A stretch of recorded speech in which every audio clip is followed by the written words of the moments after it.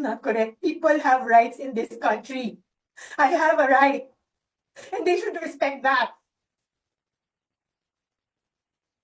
So I do not understand why they just go to your room, get your phones, and then just tell you that they will move you to a women's correctional at 12 o'clock. Meron ba bang batas yan? No, people, what do they want? They just want you to go with you? They just want them to sumama ka na lang? Then they will do what they want with you? Tama ba yan? Don't people have rights in this country? I did an apology. And then, ang sabi po nila, I just have to do an MR. Ngayon, I did an MR, but they did not rule on it. And then suddenly, they have an order transferring me. When ang nauna naman na order ng final ng lawyers namin was an MR to lift that order of contempt. Because they said that was the procedure. If they were not able to rule on that, how were they able to